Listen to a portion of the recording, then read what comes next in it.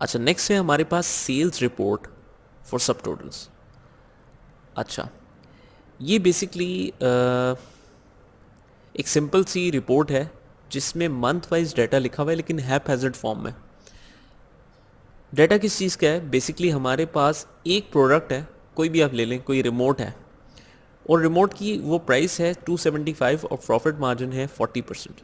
ठीक है, तो ये क्योंकि नई प्रोडक्ट है तो हमने कुछ सेल्स पर्सन हायर किए हैं उनको सेल करने के लिए, और डिफरेंट यूनिट्स ऑफ सोल्ड वो कर रहे हैं, और मार्केट में नए लोगों से कांटेक्ट भी कर रहे हैं, नए कस्टमर्स को भी रीच कर रहे हैं।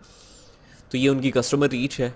उसके हिसाब से फिर हमने जो नंबर ऑफ़ यूनिट सोल्ड है उसको मल्टीप्लाई करके सेल्स प्राइस से करके सेल्स प्राइस फिक्स करके हमने सेल अमाउंट निकाली। ठीक इसी तरीके से हमने प्रॉफिट भी निकाल लिया। F2 दबा के मैं ये सेल खोलता हूँ, तो ये है। ठीक है, ये लेकिन जो सेल है ये मंथ वाइज है, लेकिन मंथ वाइज भी हैपहैज़र्ड फॉर्म में है, और जिस जिस तरीके से बस रिकॉर्ड आता जा रहा है हम लिखते जा रहे हैं। आपके लिए एक सिंपल सी रिक्वायरमेंट मैं देता हूँ और आपने उसमें बताना है कि वो क्या होगा। अगर मैं आपसे कहूँ कि मुझे मंथ वाइज सेल का टोटल बता दो, तो आप क्या करेंगे? क्योंकि हमने जो तरीका सीखा हुआ है आप उस हिसाब से बता रहे होंगे। आप कहेंगे जी मंथ को मैं सिलेक्ट करूँगा, कंट्रोल शिफ्ट डाउन करूँगा, कॉपी करके यहाँ पर मैं पेस्ट करूँगा, इसको डेटा में जाऊँगा, रिमूव डुप्लीकेट्स करूँगा, ओके करूँगा, और जनवरी फरवरी मार्च आ रहा है, मैं उसके बाद देखूँगा जी सेल्स का टोटल मैंने निकालना है, और उसके बाद क्या लगाऊंगा? सम इफ़ लगा लूँगा। मैं कहूँगा रेंज जो है वो तमाम मंथ्स हैं, उसमें से आपको सिर्फ मार्च का सम चाहिए, और सम रेंज जो है वो सेल्स अमाउंट होगी, दैट्स इट। डबल क्लिक करके ड्रैग करूँगा, ये आपके पास एक समरी आ गई। ये तो ठीक है, लेकिन this is called summary of sales outside the data. हमने समरी ऑफ सेल्स अगर इनसाइड द डेटा बनानी है, डेटा के अंदर ही पता चल जाए कि जब भी मंथ ख़त्म हो तो उसके नंबर ऑफ़ यूनिट सोल्ड का टोटल आ जाए, कस्टमर रीच का आ जाए, सेल्स अमाउंट का, प्रॉफिट का, with in a single click हमने निकालना है। कैसे निकालेंगे? सबसे पहले तो अगर मैं आपको ये रिक्वायरमेंट दूं और कोई एडिशनल मैंने आपको कोई फॉर्मूला या कुछ नहीं बताया, तो आप कहोगे ठीक है निकल सकता है, लेकिन सबसे पहले जब तक मंथ सीक्वेंस में नहीं है तो जनवरी तो ख़त्म ही नहीं हो रहा, मतलब वो तो रैंडम चलता जा रहा है, कभी मार्च है, कभी फेब है, कभी जैन है, तो मुझे कैसे पता चलेगा कि कौन सा जनवरी कहाँ एंड हो रहा है? तो मैं टोटल कैसे बनाऊँ? ऑब्वियसली डेटा जब तक सॉर्टेड नहीं है, इकट्ठा नहीं है, तब तक आप टोटल्स कर ही नहीं सकते। तो हमें क्या करना पड़ेगा? डेटा के अंदर जब भी टोटल करना है, सबसे पहला स्टेप है सॉर्ट करना है इसको।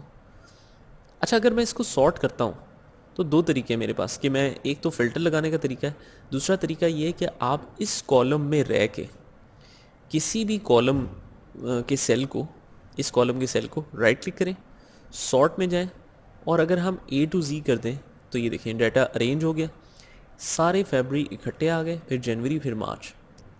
लेकिन क्या ये अभी भी सही सीक्वेंस में है? नहीं, सही सीक्वेंस में इसलिए नहीं है क्योंकि सबसे पहले मंथ वाइज तो जनवरी आना चाहिए, लेकिन आपने खुद ही तो कहा है कि अल्फ़ाबेटिकल ऑर्डर में चाहिए, तो अल्फ़ाबेटिकल ऑर्डर के हिसाब से तो वो कहता है जी फरवरी पहले है। तो हमें क्या करना पड़ेगा? हम राइट क्लिक करके सॉर्ट में A to Z नहीं करना चाहिए था, बल्कि हमें कस्टम सॉर्ट करना चाहिए था। कस्टम सॉर्ट में हम कहेंगे हाँ हमने मंथ ही सॉर्ट करना है, हाँ वैल्यूज़ वाइज ही सॉर्ट करना है, लेकिन ऑर्डर ना A to Z होगा ना Z to A होगा, बल्कि इसको किसी लिस्ट से लिंक कर दो। कौन सी लिस्ट से लिंक करें? वो आपको याद है जो शुरू में हमने मार्कशीट में देखा था कि ये लिस्ट कैसे बनानी है? उससे हम कहेंगे ये जो जनवरी फरवरी है ना, ये बिल्कुल सही सीक्वेंस में लिखा हुआ है, इसके हिसाब से अरेंज करो, इस ऑर्डर में अरेंज करो। तो वो कहता है ठीक है, ओके, ये देखिए ये बिल्कुल प्रॉपर अरेंज हो गया।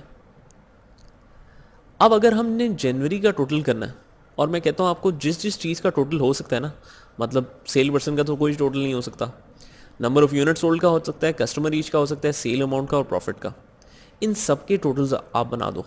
और अगर मैंने आपको कोई और फॉर्मूला नहीं बताया और मैंने ये भी कह दिया कि जी आउटसाइड द डेटा नहीं निकालनी, विद इन डेटा निकालनी, आप कहते हैं फिर तो एक ही हल रह गया कि मैं देखूंगा कि जी मंथ कब चेंज हो रहा है। मंथ ये जनवरी चलता जा रहा है, इसके बाद फरवरी आ रहा है, तो that means I have to insert one row,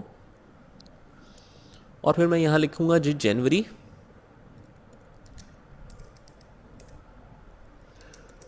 total, और मोस्ट एफिशिएंट तरीका भी अगर मैं लगाऊं तो मैं क्या कहूँगा कि जी सारे जहाँ जहाँ टोटल चाहिए उन सबको सिलेक्ट किया और ऑल्ट इक्वल दबा दिया, तो ये सबका सम आ जाएगा। और ज़्यादा से ज़्यादा मैं क्या करूँगा और बोल्ड कर दूँगा, ठीक है। इस तरीके से आप काम कर सकते हैं। लेकिन एक्सेल में अगर आप विद इन डेटा इस तरीके से टोटल निकालते हैं ना, तो you are using Excel in most inefficient way. हैरानी हुई ये सुन के कि आपको लग रहा है कि यार बड़ा ज़बरदस्त काम मैंने किया है, मतलब जनवरी ख़त्म हुआ तो जनवरी टोटल लिखा, फटाफट मैंने सब जगह का टोटल लगा दिया, बस दैट्स इट, ये तो ज़बरदस्त काम हो गया, इसमें क्या लेज़ी अप्रोच है। आपने ये सोचना है कि अगर आपको ये काम बड़ा फटाफट भी कर सकते हैं, आपका हाथ भी बड़ा सेट है, लेकिन क्या सिर्फ एक ही महीने का टोटल निकालना था? नहीं, आपको फरवरी ढूंढना पड़ेगा, फिर फरवरी के एंड पे आएंगे, फरवरी टोटल इंसर्ट करके रो खुद इंसर्ट करेंगे, फिर फरवरी टोटल खुद लिखेंगे, फिर टोटल बनाएंगे। इसी तरीके से 12 महीनों के टोटल बनाएंगे, ठीक है। और अगर इसी तरह का टोटल मंथ वाइज नहीं बल्कि डिपार्टमेंट वाइज चाहिए और 50 डिपार्टमेंट्स हैं, तो क्या हम 50 दफ़ा टोटल बनाएंगे? ये वो अप्रोच है जो हमने एक्सेल में यूज़ करनी है कि जब डेटा ज़्यादा हो तो काम उसके हिसाब से होगा, अगर डेटा ज़्यादा हो, ठीक है। तो अप्रोच हमने वो इस्तेमाल करनी है, तो उसके लिए कोई ऑटोमेटेड अप्रोच होनी चाहिए। तो एक्सेल में भी बहुत सारे फार्मूलाज बिल्कुल उसी तरीके से फीड किए गए हैं जिस तरीके से हम काम करते हैं, हम किसी चीज़ को देखते हैं। तो अगर मैंने आपसे पूछा तो कि जी मंथ वाइज टोटल बनाना है, कहाँ बनाओगे, तो आप कहते हैं यार ये भी कोई पूछने वाला सवाल है। जब मंथ ख़त्म होता है तो मैं इंसर्ट करता हूँ रो, क्योंकि नया मंथ स्टार्ट हो रहा होता है, तो मैं टोटल बना देता हूँ। तो हम कहते हैं बिल्कुल एग्जैक्टली। अब अगर हमने ऑटोमेटिक टोटल्स बनाने जनवरी का, फरवरी का, मार्च का, तो हम क्या करेंगे, हम तमाम डेटा को सिलेक्ट करेंगे इंक्लूडिंग हेडिंग्स। सिर्फ डेटा की आपने हेडिंग सिलेक्ट करनी है, अगर ये ऊपर वाली हेडिंग है भी ना तो इसको इग्नोर कर देना। हमने इस सेल को सिलेक्ट करना है और कंट्रोल शिफ्ट राइट और डाउन कर देना है, ठीक है। पूरा डेटा सिलेक्ट हो गया, थोड़ा सा जूम भी कर देता हूँ, ये पूरा डेटा सिलेक्ट हो गया। अब हम कहते हैं डेटा में जाके, डेटा के टैब में एक ऑप्शन है सब टोटल की। सब टोटल भी बिल्कुल आपसे वही सवाल करेगा जिस हिसाब से आप टोटल बनाना चाहते हैं। वो कहता है एट ईच चेंज इन, मतलब जब क्या बदले, हम कहते हैं जब मंथ बदल रहा हो। जब मंथ बदल रहा हो तो वो कहता है तो फिर क्या करूं, हम कहते हैं तो सम किया करो। सम भी है, काउंट भी की भी ऑप्शन है, बहुत सारी चीज़ों की ऑप्शन है, लेकिन हम कहते हैं जब मंथ बदले तो सम करो। कहता है किस किस चीज़ का, हम कहते हैं जिसका भी पॉसिबल है, नंबर ऑफ़ यूनिट सोल्ड का पॉसिबल है कर दो, कस्टमर रीच का पॉसिबल है कर दो, सेल्स अमाउंट का भी पॉसिबल है कर दो, और प्रॉफिट का भी कर दो। ओके, ज़रा करके देखते हैं। ये देखें जनवरी टोटल खुद ब खुद आ गया, ज़रा थोड़ा सा नीचे जाते हैं, फरवरी टोटल भी आ गया और मार्च टोटल भी आ गया, इवन ग्रैंड टोटल भी आ गया। कितनी ज़बरदस्त चीज़ है। तो विद इन सेकेंड्स आप ये सोचें कि ये 3 महीने 12 महीने हो तो कितनी जल्दी हो गया ये काम। साथ में उसके लिए उसने आपको एक गिफ्ट भी दिया। वो गिफ्ट क्या है, वो कहता है टोटल तो मैं बना ही दूंगा, लेकिन टोटल के साथ साथ मैंने रिपोर्ट के 3 लेवल्स भी बना दिए। थर्ड लेवल है सबसे ज़्यादा डिटेल। सेकंड लेवल पे ज़रा क्लिक करके देखते हैं। वाह, ज़बरदस्त काम हो गया कि ये तो समरी आ रही है, जनवरी के टोटल की हर चीज़ की समरी, फरवरी के टोटल की समरी, मार्च की समरी और ग्रैंड टोटल।